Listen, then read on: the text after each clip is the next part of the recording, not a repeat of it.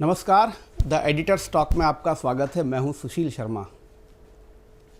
आज हम जिस मेहमान से मिल रहे हैं वो मध्य प्रदेश की भाजपा की राजनीति के बैकफुट पे काम करने वाले ऐसे कार्यकर्ता हैं जिनके काम की गूंज न केवल मध्य प्रदेश में दिखाई दी बल्कि दिल्ली तक पहुंची। और उनके इसी कर्मठ, जुझारू और एक निष्ठता का परिणाम है कि आज वो मध्य प्रदेश से भाजपा के राज्यसभा उम्मीदवार बनाए गए हैं।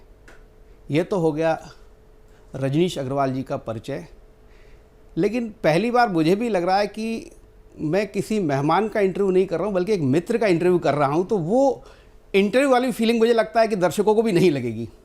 रजनीश जी, आपका बहुत बहुत स्वागत है। धन्यवाद, बहुत धन्यवाद आपका। रजनीश जी, मंडी बामोरा का एक छोटा सा गांव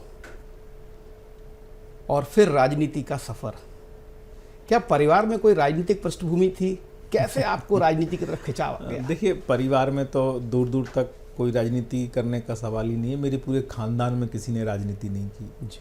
हालांकि अग्रवाल बिजनेस कम्युनिटी है, लेकिन मेरे पिताजी के जो पीढ़ी के लोग हैं वो सब नौकरियों में थे अलग अलग, कोई बैंक में, कोई शासन की नौकरी में।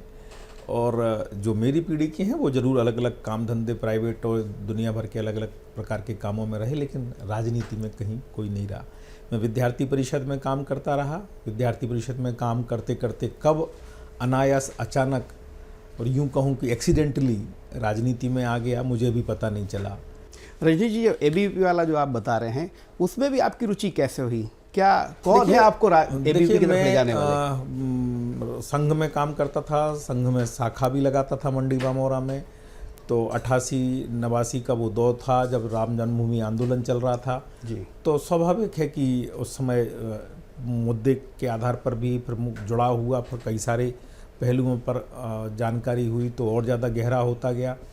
पर विषय ऐसा आया, चूँकि विद्यार्थी हूँ तो विद्यार्थी परिषद से जुड़ के काम करना चाहिए, इकाई गठन करना चाहिए। तो मंडी बामोरा की स्कूल में इकाई गठन करवाना, क्योंकि छोटा सा स्थान है, स्कूल ही है वहाँ तो, और फिर नगर की इकाई गठित करवाना। फिर इसके बाद में आगे काम करना शुरू हुआ, वहाँ से सफ़र शुरू हुआ विद्यार्थी परिषद का। तो कई प्रकार की जिम्मेदारी विद्यार्थी परिषद में रही।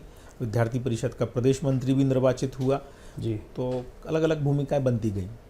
और फिर एबीवीपी से भाजपा में आना, मेरा माननीय अनिल दवे जी भाजपा में आए और चरैवेती के संपादक हुए। तो वो मुझे लेके आ गए और मुझे सह संपादक उन्होंने चरैवेती का बनाया। चरैवेती का काम पूरा मेरे ऊपर सौंपा। तो मैं चरैवेती का 3-4 साल तक लगातार काम देखता रहा। इस बीच में चुनाव प्रबंधन का काम शुरू हुआ 2007 के दिवाली के बाद से। तो चुनाव प्रबंधन में जुट गया। वो माननीय अनिल दवे जी की पारखी नज़रों में आप कब आए? वो विभाग प्रचारक थे भोपाल के। मैं विद्यार्थी परिषद के नाते विभाग प्रमुख था जी। और प्रांत मंत्री रहा उसी दौरान।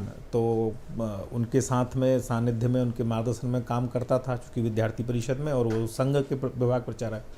तो वो काम देते रहते थे, मैं काम करता रहता था। पत्रकारिता में रुचि भी थी आपकी? पत्रकारिता तो मैंने पढ़ाई की है, ग्रेजुएशन भी किया, पोस्ट ग्रेजुएशन भी किया। हालांकि एक राजनीति में इन्वॉल्व रजनीश, फिर पत्रकारिता, तो क्या द्वंद्व था कि पत्रकार बनना है कि नेता बनना है? मैं तो विद्यार्थी परिषद में काम करने के बाद में, यानी इंजीनियरिंग की मैंने पढ़ाई की थी, ग्रेजुएशन किया था, और इंजीनियर मेरे बाकी दोस्त आज भी हैं।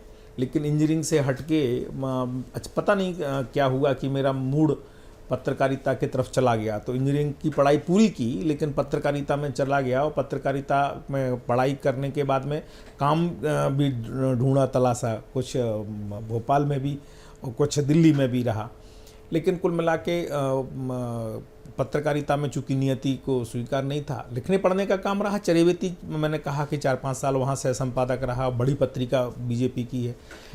तो विद्यार्थी परिषद, फिर उसके साथ में चरैवेती जो कि बीजेपी की पत्रिका रही, और फिर उसके साथ साथ में कई प्रकार के काम बीजेपी से जुड़ गए अचानक। आदरणीय अनिल दवे जी के साथ में चुनाव प्रबंधन के काम में, फिर युवा मोर्चा के राष्ट्रीय कार्यकारिणी सदस्य धर्मेंद्र प्रधान जी की टीम में आ गया। तो ऐसे जुड़ता चला गया। मुझे ही नहीं पता चला कि मैं कब राजनीति में अंदर आ गया और कब राजनीति में काम करना शुरू कर दिया और जिम्मेदारियां निभाता चला गया। 2003 का समय वो समय था जब मध्य प्रदेश में राजनीति, भाजपा की राजनीति बहुत उफान पर थी और मध्य प्रदेश में सरकार कांग्रेस की थी। एक बड़ा दायित्व था, बड़ा मोर्चा जो है उस समय अनिल दवे जी के नेतृत्व में लिया गया था। तो क्या जावली में आपकी भी कुछ भूमिका थी? नहीं, जावली में प्रत्यक्ष रूप से नहीं था, मैं विद्यार्थी परिषद में था, पर हाँ समय समय पर माननीय अनिल जी शैक्षणिक मुद्दों पर, शैक्षणिक विषयों पर इनपुट, फीडबैक लिख के और बाकी सब चीज़ों को कई बार चर्चा करते थे, पर बाकी सीधा जुड़ाव नहीं था। चुनाव प्रबंधन से सीधा जुड़ाव मेरा 2007 से हुआ, जो 2008 विधानसभा चुनाव के लिए था। दूसरा रजनीश जी, जो राजनीति है उसमें कुछ लोग होते हैं जो फ्रंट फुट पे काम करते हैं और कुछ लोग जो है बैक ऑफिस बहुत तगड़ा संभालते हैं, और हमने ये सुना है कि रजनीश अग्रवाल जैसा बैक ऑफिस का कार्यकर्ता कोई नहीं हो सकता। नहीं देखिए, हाँ पार्टी जब जैसा जो काम दे वो करते हैं। विद्यार्थी परिषद में संगठन का काम दिया, प्रदेश मंत्री भी बनाया, जो प्रदेश मंत्री मंच की भूमिका में रहते हैं। मुझे पार्टी ने चुनाव प्रबंधन के काम भी दिए, बाकी काम भी दिए, तो प्रवक्ता भी 5 साल बनाया, जो पूरा पार्टी का चेहरा, मीडिया को फेस करने वाला, मीडिया का चेहरा बनते हैं। तो 5 साल खूब, कोई मुझे लगता है देश का कोई चैनल नहीं होगा, सेंट्रल चैनल जाना माना, केंद्रीय जो स्तर पर, राष्ट्रीय स्तर पर जो काम कर, जिसमें मेरी डिबेट्स किसी न किसी में ना हुई हों, और रीजनल चैनल में सब में एक लंबा कालखंड रहा। तो पार्टी ने जो काम दिया वो किया, फिर पदाधिकारी बनाया, प्रदेश मंत्री बनाया, बूथ का काम दिया, तो वो भी खूब प्रतिबद्धता के साथ में किया। कभी इच्छा नहीं हुई इतना काम करते हुए आपके साथ के बहुत सारे लोग चुनावी राजनीति में उतर गए कि रजनीश अग्रवाल के मन में ये भाव नहीं आया कि अब बहुत हो गया, थोड़ा चुनाव लड़ा जाए? देखिए, निर्णय करने का अधिकार तो बड़ों का है, नहीं वो एक तो व्यवस्था का है। इच्छा, राजनीति में इच्छा होती है, होना स्वाभाविक है, इच्छा होने में कोई वो नहीं है, लेकिन उसको लेकर कुछ कर गुजरना या उसको लेकर कोई किसी प्रकार की गतिविधि कर देना, ऐसा कभी नहीं रहा, या उसको लेकर कोई अलग से प्रयोजन करना नहीं रहा। हाँ, इच्छा होती है, रही है। वो कहते हैं ना कि जब स्वयंवर में आए हैं तो ब्रह्मचारी तो नहीं है तो स्वाभाविक है राजनीति में काम कर रहे हैं तो, लेकिन चूंकि एक कि हमारे बारे में निर्णय करने वाले लोग हैं, और वो जब हमारे बारे में सोचने वाले लोग हैं, निर्णय करने वाले लोग हैं, जो अभी तक करते आए, और मैं भी उसी कुल खानदान से हूँ संगठन के, कि जहाँ खुद के बारे में खुद को विचार नहीं करना होता है, आपके बारे में विचार करने वाले लोग होते हैं, तो फिर कई बार छोड़ देना पड़ता है कि जो करेंगे अच्छा करेंगे, जो हमारे बारे में सोचने वाले लोग हैं। वाह। दूसरा रजनी जी, एक बात और बात में निकल के आई। देखिए, आप 2003 या 2005 से संगठन में लगातार सक्रिय रहे, बहुत सारे अध्यक्ष गए होंगे, संगठन महामंत्री भी गए, और आपके साथ के, आपके समय के बहुत सारे कार्यकर्ता भी होंगे जो बड़े पदों पर रहे और आज जो है कहीं ना कहीं हाशिए पर भी हैं, पर रजनीश अग्रवाल लगातार उपयोगी बने रहे। मुझे तो नहीं लगता कि किसी भी प्रदेश अध्यक्ष या संगठन के प्रमुख ने आपको जो है साइड लाइन किया हो। ये सौभाग्य कैसे? देखिए, ईश्वर की कृपा है, और कि हर अध्यक्ष के काल में, श्रद्धेय कैलाश जोशी जी के समय मैं चरेवेती की भूमिका में था। आदरणीय सत्यनारायण जटिया जी जब अध्यक्ष थे तब मैं राष्ट्रीय कार्यकारिणी सदस्य था युवा मोर्चा का। नरेंद्र सिंह जी जब थे तो मैं युवा मोर्चा में आ गया था और चरेवेती में कंटिन्यू था। माननीय प्रभात जी अध्यक्ष बने तो मैं प्रदेश का महामंत्री बना युवा मोर्चा का, वही मुझे सीधे लाके और महामंत्री बनाए युवा मोर्चा का। और उसके बाद में नंदू भैया आए तो प्रवक्ता बनाए, और राकेश सिंह जी आए तो वो प्रवक्ता के नाते कंटिन्यू किए, और फिर उसके बाद में प्रवक्ता के बाद में प्रदेश मंत्री आदरणीय वी डी शर्मा जी के अध्यक्षता में रहा। तो सबने काम दिया, और जिसने जो काम दिया ईश्वर साक्षी है, मैंने अपनी पूरी प्रतिबद्धता के साथ में वो काम करके दिया। उनकी अपेक्षा अगर 100% की थी तो मैंने 105% करने की कोशिश की, और ईश्वर की कृपा के बिना संभव नहीं होता, कार्यकर्ताओं के सहयोग के बिना संभव नहीं होता, पर परिणाम जो उन्होंने चाहा उससे अच्छा करने का प्रयास किया। शायद इसलिए संगठन के प्रिय बने रहे रजनीश अग्रवाल। अब मैं प्रिय तो हूँ, मैं तो ये मानता हूँ प्रिय हूँ, क्योंकि मुझे संगठन के नेताओं ने, बड़े से बड़े नेता ने, बड़े से बड़े दिल्ली का हो, भोपाल के मतलब प्रदेश के नेता हों, तो कभी मेरे को अपमानित नहीं किया, कभी मुझे उपेक्षा नहीं की, सभी ने सम्मान दिया, सभी ने स्थान दिया। एक दो युग माने जाते हैं, बल्कि हालांकि आपके जब 1980 से लेके बीजेपी के अलग अलग नेतृत्व रहे हैं, लेकिन अगर हम 2003 जब से आप सक्रिय हुए और फिर 2014 के बाद का समय, कितना परिवर्तन है बीजेपी में और कितनी बारीकी से काम होता है? देखिए, क्या है? भारतीय जनता पार्टी सरकार में की पार्टी है, अब सरकार में बने रहने वाली पार्टी है, तो स्वाभाविक है एक विपक्ष की पार्टी एक सरकार की पार्टी में अंतर है। सरकार में आना एक बात होती है, बने रहना दूसरी बात होती है। तो विचारधारा वही है, बल्कि लोग हम पर आरोप लगाते हैं कि ये विचारधारा के मुद्दों पर बहुत ज़्यादा अड़िग रहते हैं और उसमें से टस से मस नहीं होते। हमारे सभी वैचारिक मुद्दों पर जो हम जनसंघ के ज़माने से कहा करते थे उनको हमने सिद्ध किया, तो उससे कोई कहीं किसी प्रकार से हम टस से मस नहीं हुए, लेकिन कार्य पद्धति के नाते भी नहीं हुए। लेकिन चूंकि तकनीक बदल रही है, दौर बदल रहा है, नई जनरेशन आ रही है, उन सबको हमें जोड़ना है, तो हमें टेक्नोलॉजी का भी उपयोग करना होगा। हमें कम्युनिकेशन की विभिन्न प्रकार की धाराएं हैं उन्हें भी समझना पड़ेगा। एक टेंडेंसी बदल रही है, पैराडाइम शिफ्ट हो रहा है जनरेशन का, उसको समझ के उसको जोड़ना पड़ेगा, तभी तो हम आगे सर्वाइव कर पाएंगे। और इसीलिए हम सबसे बड़े दुनिया के राजनीतिक दल बने। इसलिए युवा की पहली पसंद भारतीय जनता पार्टी है। इसीलिए आज का जैन जी जैसे कह रहे हैं, वो भाजपा को पसंद करता है, वो मोदी जी को पसंद करता है, वो अमित शाह जी को पसंद करता है, नितिन नवीन जी को पसंद करता है। तो ये दौर के साथ में हम कनेक्ट हुए हैं। चिंता मत कीजिए, जैन अल्फा भी आ गया है, उससे कैसे कनेक्ट होंगे? नहीं, देखिए, मैंने कहा ना, कोई भी हो, हर दौर में क्या हो सकता है उससे 5 साल आगे का और 10 साल आगे का ये पार्टी विचार करती है। मैं सौभाग्यशाली हूं कि पार्टी 2047 की बात कर रही है, तो हवा में नहीं कर रही है। माननीय नरेंद्र मोदी जी के विजन केवल देश को विकसित भारत बनाना है केवल, तो उसके लिए कौन बनाने वाले लोग होंगे, वो लोग कैसे होंगे, उसके विजन कैसा होगा, उस पर भी काम चल रहा है। मुझे भी लगभग 30-32 साल हो गए पत्रकारिता में, लेकिन पहले कभी हम जब सुनते थे चुनाव के समय सब मतदाता सूची है और 1012 चुनाव में, ये पन्ना प्रमुख, अर्ध पन्ना प्रमुख, फिर आपने उसमें एक नया कंसेप्ट लिया है कि बूथ समिति, और उसमें भी ये कहाँ से इतनी सारी तैयारी हो जाती है? और फिर तकनीकी के लोग ये भी कहते हैं कि रजनीश अग्रवाल तकनीकी के बहुत मास्टर हैं, उन्होंने जितना टेक्नोलॉजी को बीजेपी में स्थापित किया है, वो शायद वो टेक्नोलॉजी डेटा की आज बहुत वैल्यू है, मैंने तो डेटा के मास्टर भी हैं। गाली भी बहुत खाई है मैंने। क्या है कि मध्य प्रदेश को लोग पिछड़ा राज्य कह के तकनीक के क्षेत्र में, टेक्नोलॉजी के क्षेत्र में की, तो जनजातीय क्षेत्र है, जनजाति का क्षेत्र है, अनुसूचित जाति का क्षेत्र है, कहाँ ये तकनीक और कहाँ ये टेक्नोलॉजी, कहाँ मोबाइल पर एप्लीकेशन और एंड्रॉयड और ये और वो। तो लेकिन जैसा वो माननीय मोदी जी के सरकार ने डिजिटल क्रांति लेके आए और पेमेंट डिजिटल होना शुरू कर दिया, तो क्या कहा करते थे पीजे दम्बरम, मैं उस पूरी कहानी में नहीं जाता, लेकिन हमारे लोग कर सकते हैं, कार्यकर्ता कर सकता है। आज का कार्यकर्ता मोबाइल जो कहते ना, कर लो दुनिया मुट्ठी में, तो वो मोबाइल के माध्यम से अपनी पूरी वर्किंग कर सकता है। तो हमने किया।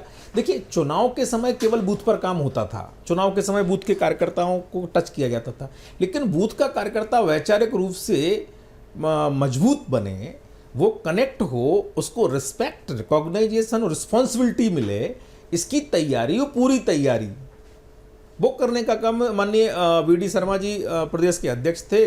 श्रद्धेय कुशाभाऊ ठाकरे जी का जन्म शताब्दी वर्ष था। सुहास भगत जी संगठन महामंत्री थे। बाकी सब वरिष्ठ नेताओं ने मिलकर, शिवराज चौहान जी मुख्यमंत्री थे, सबने तय किया कि ठाकरे जी को श्रद्धांजलि देना है तो हमारे संगठन का सुदृढ़ीकरण होना चाहिए। और उसमें एक काम ये तय किया कि बूथ स्तर के सभी कार्यकर्ताओं का डिजिटलाइजेशन करेंगे, उनका नाम, नंबर, पता, धंधा, व्यवसाय, जाति, बरादरी, सभी प्रकार की जानकारी देंगे और OTP वेरीफाइड, फर्जीवाड़ा नहीं होगा, फोटो भी उसमें डलेगी और वोटर आई कार्ड जो इपिक नंबर होता है वो भी हम लेंगे, वो भी डालने का काम करेंगे। तो सारा डिटेल हमने लेके दिया। कितने कार्यकर्ता किसान हैं, कितने OBC हैं, कितने SC हैं, कितने ST हैं, और अगर ST में तो कौन कौन सी जाति के हैं, बेगा, भारिया, सहरिया, बारेला, भील, भिलाला, गोंड, कौन जाति के हैं, तो वो हमें पता चले कि भारतीय जनता पार्टी के 40 लाख कार्यकर्ता रजिस्टर्ड हुए हैं बूथ से लेके प्रदेश तक, उसमें कितने बेगा हैं, कितने भारिया हैं, तो उनको हमें ये बात पहुंचाना है, तो हम वो कम्युनिकेट कर पाएंगे। बूथ अध्यक्षों से नेताओं की बातचीत हो, ताकि जमीन पर क्या चल रहा है, कार्यकर्ता क्या सोच रहा है, तो वो उनको नंबर भेजना, फिर उनसे उनकी बात होना, फिर उनको प्रशिक्षण भी देना, वैचारिक प्रबोधन भी देना। यानी वो कर्मचारी नहीं है, वो कार्यकर्ता है, तो वैचारिक रूप से भी मजबूत बने, क्योंकि वही कल की भाजपा है।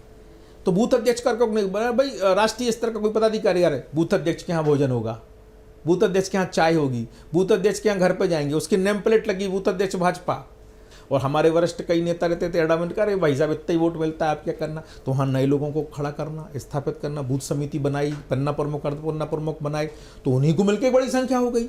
तो धीरे धीरे मालूम चला कि वोट शेयर बढ़ा, तो हमारा वोट शेयर 2023 में 48-49% पहुंच गया।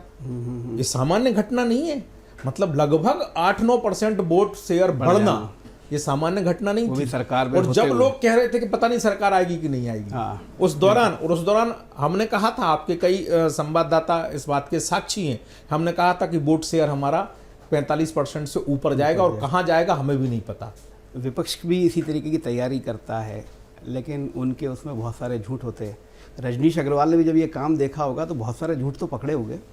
नहीं देखिए, झूठ नहीं कह सकते, संगठन भरोसे से चलता है। एक बात नहीं, आपने जब बूथ लेवल पे ये सब तैयारी डेटा आता होगा तो कहीं ना कहीं नहीं चलती हैं। कई लोगों की मजबूरियां होती हैं, कई लोगों के यहाँ कार्यकर्ता किसी बूथ पे, हमारे यहाँ भी कई बूथों पर जो इस प्रकार के बूथ हैं कि कांग्रेसी वहाँ जीतती हो। कांग्रेस इसलिए नहीं जीतती कि कांग्रेस ने कोई वहाँ उनके लिए काम किया है, वो कारण अलग हैं, और मुझे कोई कहने में संकोच नहीं कि वो सांप्रदायिक कारण हैं, वो बूथ हम नहीं जीत पाते, वो अलग बात है।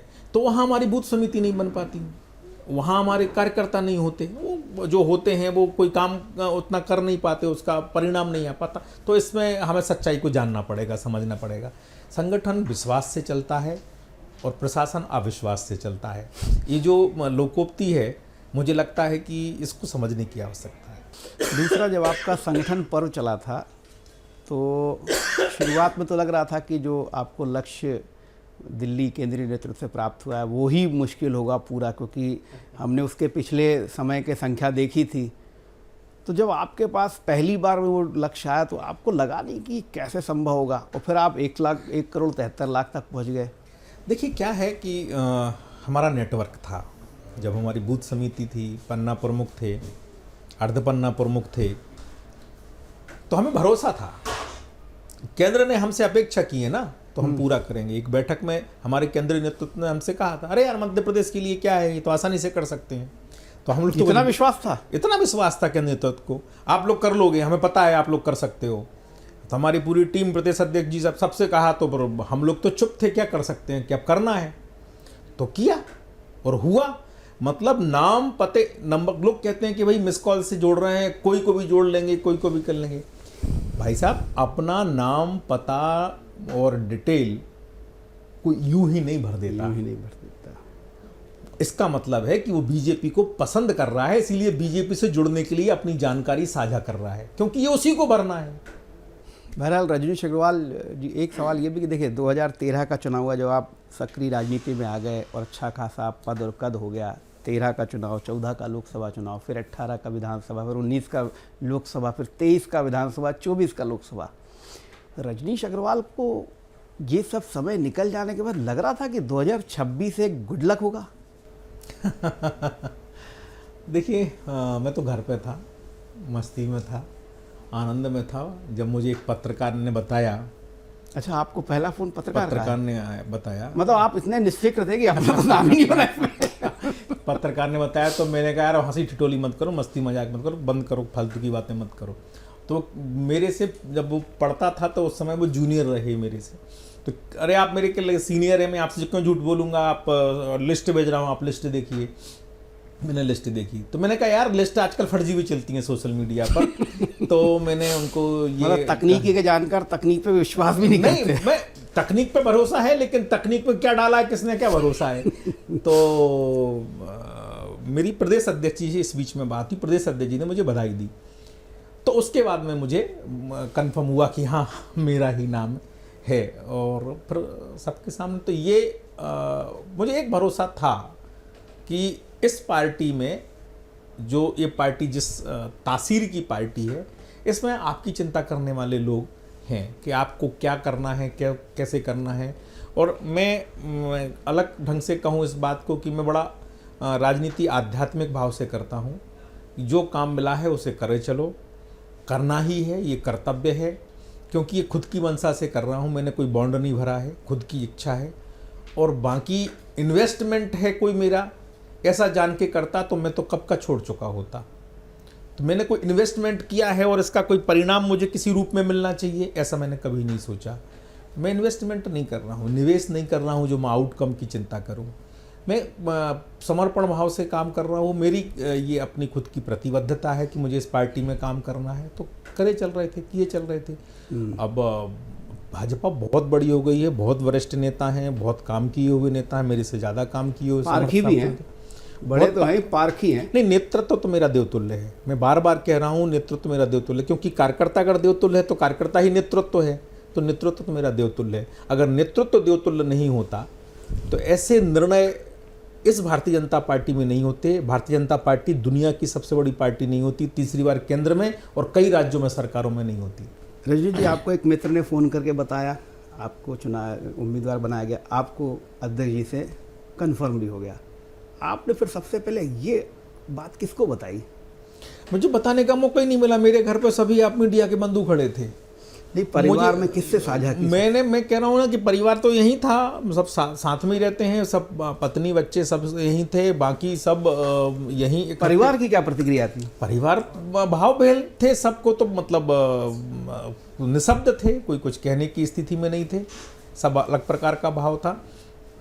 और मैं क्या कहूँ, मतलब उस आंधी तूफान अचानक से, मतलब घोषणा होने के 15-20-25 मिनट बाद तेज बारिश और आंधी तूफान, पेड़ उखड़ रहे, रास्ते जाम हो रहे, लाइट बंद। रजनीश अग्रवाल ग्रुप में एक ब्रह्मास्त्र जो है आ गया, तो उसकी जो नहीं वो मौसम बदल रहा है, आपको पता है, तो मानसून आने वाला है, तो लाइट बंद, और पत्रकार बंधु अपने अपने कैमरा के साथ में रोशनी करते हुए, यहाँ एक छोटे कमरे में 40-50 पत्रकार, और वो बातचीत इस सब विषयों की, तो कहाँ किसी से क्या साझा करें क्या, और रात भर ये दौर चलता रहा। हाँ, तो स्वाभाविक है, आंधी तूफान इस बात का संकेत था कि अब रजनीश अग्रवाल का समय आ गया, गर्जना थी वो। नहीं, समय तो ईश्वर जैसी कृपा करेगा वो तो चलता रहेगा। अच्छा, रजनीश अग्रवाल को गुस्सा आता है?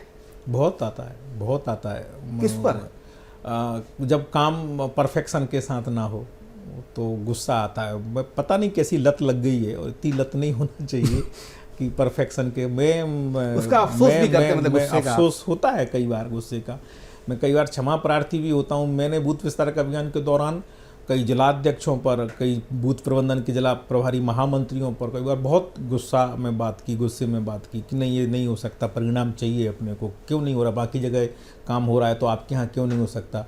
बूथ विस्तारक अभियान का सबसे अच्छा परिणाम हमारे जनजाति जिलों से सबसे अच्छा आया था, सबसे पहले जनजाति जिलों से अच्छा आया था। तो शहरों में क्यों नहीं हो सकता अच्छा, वहाँ क्यों नहीं हो रहा है? और वो फिर किंतु परंतु मैंने कहा कि वो तो हो ही नहीं सकता, क्योंकि जब वहाँ हो रहा है तो यहाँ किंतु। तो कई जिला अध्यक्षों से, कई प्रकार के जिला बूथ, बहुत उसमें तो लगता था कि मैं गलत कर रहा हूँ, वो कोई कर्मचारी थोड़ी है।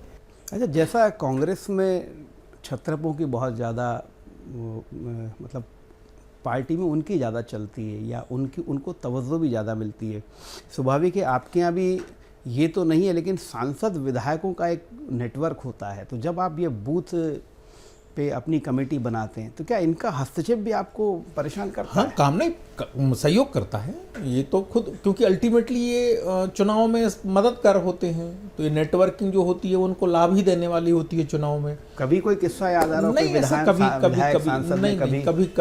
ये बहुत गलत कर रहे हैं आप? नहीं, देखिए, शुरुआत में देखो, ये तो नेतृत्व ने तय किया था, कोई मैंने तो तय नहीं किया, मुझे तो काम दिया था, तय तो नेतृत्व ने किया था कि ऐसा करना है।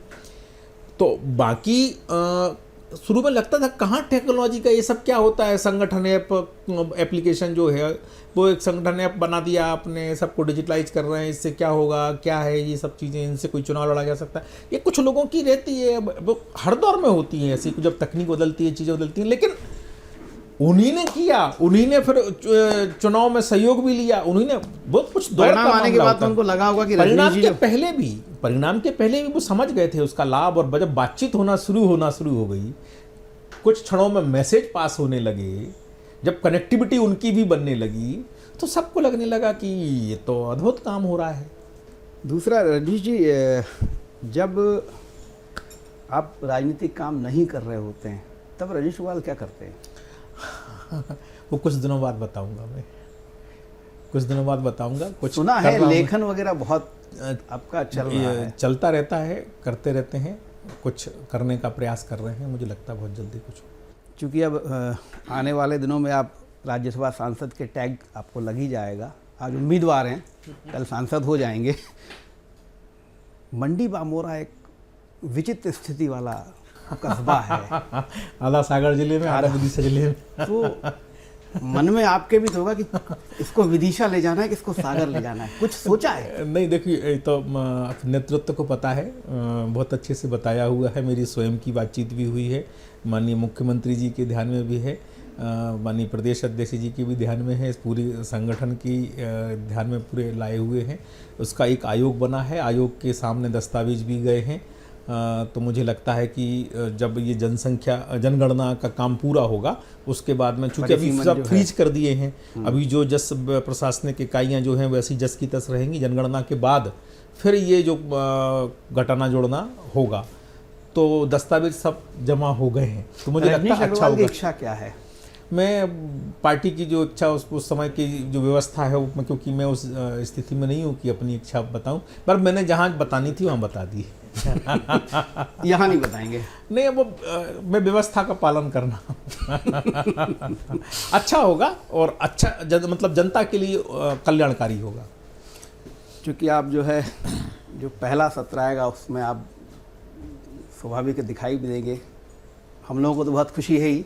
जी, धन्यवाद। पर आपने क्या सोचा है, किन मुद्दों को जो है, मध्य प्रदेश के कौन से मुद्दे हैं देखिए, मैंने ये बात रखना चाहेंगे?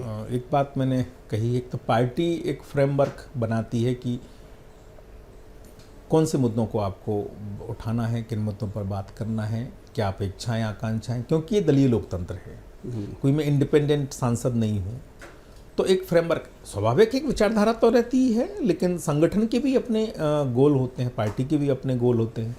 तो जो पार्टी की अपेक्षा आकांक्षा होगी, जो पार्टी की प्राथमिकता होगी, जो मेरे से उनकी अपेक्षा होगी, उसे पूरा करेंगे। उसमें जो स्पेस होगा, उसमें क्या करना है, कैसे करना है, वो सब करने का प्रयास करेंगे। रजनीश अग्रवाल जी, मुझे लगता है अब अंतिम उसमें ही है, तो एक बात और कि आपके लिए सबसे सुखद क्षण कौन सा था आपके जीवन का? क्या ये या कोई और सबसे दुखद क्षण कौन सा था? देखिए, पिछले कालखंड में हमने बहुत कुछ लोगों को खो दिया। तो सामाजिक राजनीतिक जीवन में कैसे काम किया जा सकता है, कैसे कुशल कार्यकर्ता बन सकते हैं, कुशल कार्यकर्ता, केवल कमिटेड कार्यकर्ता नहीं, तो वो अनिल दवे जी ने सिखाया। उनको हमने अनायास अचानक खो दिया, वो अचानक चले गए। तो वो दुखद क्षणों में से माननीय प्रभात झा जी चले गए, अचानक चले गए। हमारे एक बड़े भाई जैसे, मित्रवत भी कहें, किस रूप में भी कहें, तो विजेश नूनावत जी रहे, तो उनके साथ में भी लंबा काम, चुनाव प्रबंधन में चूँकि साथ में काम करते थे, वो भी चले गए। तो ये जीवन के दुखद क्षणों में से, राजनीतिक सामाजिक जीवन के दुखद क्षणों में से रहा। बाकी सुखद क्षण तो आते रहते। मैंने कहा आध्यात्मिक भाव से जुड़ा हुआ हूँ, तो सुखद रूप से ईश्वर ने जो दिया, जो देगा वो अच्छा होगा, और जो होने वाला है वो अच्छा होगा। आध्यात्मिक भाव से राजनीति करता हूँ, राजनीतिक भाव से राजनीति नहीं करता, तो ज़्यादा इसमें कोई वो नहीं है। ये काम दिया है, इसे भी अब रात में कई बार बेचैन होता हूँ कि कैसे होगा, कैसे करेंगे, लेकिन मैं सोचता हूँ कि ईश्वर शक्ति देगा। और रजनीश अग्रवाल जी की नींद उड़ी हुई है। वाकई में कई बार बेचैन हो जाता हूँ कि पर मैं लगता है इतनी निगाहें मेरे ऊपर लगी हैं, इतनी निगाहें ऊपर लगी हैं। अब पता चलता है कि कितने लोग मेरे बारे में क्या विचार रखते हैं। तो मुझे ईश्वर इतनी शक्ति दे कि मैं उनके कहें कि अपेक्षाओं पे खरा उतर पाऊँ। क्योंकि मैं इंटरव्यू के आखिर में मेरा एक जो रैपिड फायर राउंड रहता है, उसमें मैं आप एक नेता का नाम लूँगा और एक लाइन में आप अगर उनको परिभाषित कर पाएँ। प्रधानमंत्री नरेंद्र मोदी अद्भुत नेता, और मैं कहूँ कि आध्यात्मिक शक्ति को प्राप्त नेता जो विधाता ने हमें दिया है। राहुल गांधी आपकी हंसी बता रही है कि आप पता नहीं क्या बोलेंगे। ये तो कांग्रेसियों से पूछो क्या गुजर रही है। उस व्यक्ति का पार्टी के प्रति कमिटमेंट नहीं है, अपने संगठन के प्रति, अपनी विरासत के प्रति कमिटमेंट। एक और कांग्रेस नेता का नाम ले दो, कमलनाथ। ये मैं तो मैनेजमेंट, पॉलिटिक्स में मैनेजमेंट कैसे कर सकते हैं, और व्यावसायिक नहीं, धंधा पानी करने वाला नहीं, व्यावसायिक एक प्रवृत्ति होती है, एक समझ होती है, तो उसके हिसाब से काम करने वाले नेता हैं। डॉक्टर मोहन यादव। डॉक्टर मोहम्मद, मतलब ये कहें कि फक्कड़ मिजाज और विचारधारा पर अडिग नेता, और जो मैं कहें कि बाबा महाकाल के भक्त के अंदर जैसे वो धुन रहती, वैसे धुनी नेता और लगातार काम में जुटे रहने वाले। तो ये थे रजनीश अग्रवाल जी। ये इंटरव्यू नहीं था भाई, ये तो आपसी संवाद है, मित्रवत संवाद है। इंटरव्यू की फील मुझे भी नहीं आई, मुझे लगता है रजनीश जी को भी नहीं लग रहा होगा कि कोई इंटरव्यू चल रहा है। धन्यवाद रजनीश जी, बहुत धन्यवाद, बहुत धन्यवाद। अगली बार फिर मिलेंगे किसी नई हस्ती के साथ, तब तक के लिए नमस्कार।